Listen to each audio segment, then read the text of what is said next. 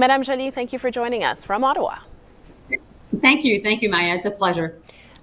As you know, of course, a lot of people were speculating about whether you'd be keeping the foreign affairs portfolio. On Tuesday, you were sworn in as the new industry minister. And some commentators have called this a demotion. Others have actually said it's a promotion. So how do you feel about the move?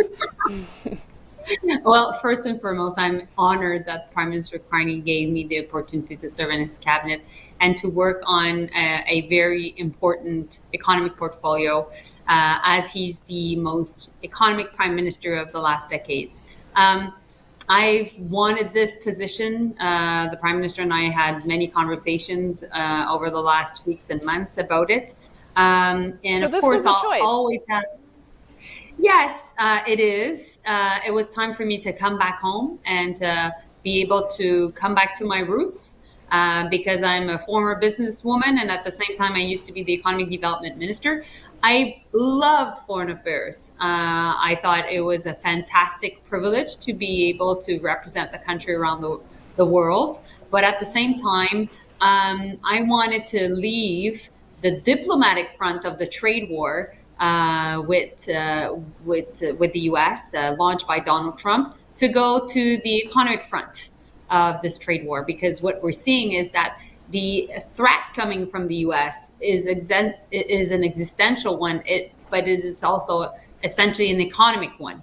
So I wanted to make sure that I could be there on the front lines of the workers in the sectors that are being affected. So, for Well, let's example, in talk the about steel that sector. because, pardon Yeah. me for interrupting, but you're talking about moving from diplomacy to concrete economic issues. And on the very same day you were sworn in, Honda Canada announced it's delaying a $15 billion electric vehicle project in Ontario for at least 2 years. So right out of the gate, you've got your work cut out for you in the auto Absolutely. industry sector. So how are you going to support them through this turbulence? So I think there's two things. When you're looking at the impacts of the trade war, it's yes in the auto sector, yes in the steel and aluminum sector, and we will be working with businesses, with labor to find ways to support these sectors. As we all know, we've imposed counter tariffs against the U.S., and we said that the money for the counter tariffs would be for Canadians and for the affected sectors. So first and foremost, this is a conversation I'll have with the industries, and with the workers and with, of course, the Prime Minister. But I know that right now people are very anxious in the sector. Now, the other thing that I need to deal with is really because of this entire trade war that was launched against Canada, but also many countries, by the White House, it is creating a lot of economic uncertainty. And there's lots of entrepreneurs and business leaders that are asking themselves, should I invest in my company? Should I, go to the bank, try to get a loan to make sure that ultimately I can put more investments, more capital in ultimately my business? And my answer to them is yes.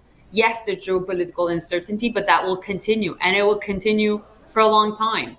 We're not going back to what was before Donald Trump. Okay, let's get back to the Trump administration, the White House. I mean, Yeah. just over a week ago, when you were still Foreign Affairs Minister, you were in Washington in the Oval Office alongside Prime Minister Carney and a couple of your cabinet colleagues. Yeah. And I think it's fair to say a lot of people were wondering what it must have been like to be in that room.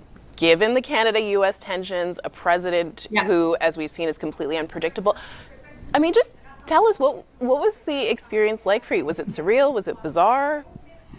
It's funny. There's a lot of curiosity, but at the end of the day, it was my second time going into the Oval Office. I was there at the time when President Biden was there, But the meeting and with Carney and Keeps Trump, interrupting her. I think it's fair to say was listen, very Maya, I'm getting particular. there. I'm getting there. I'm getting Okay, there. I'm getting okay. there.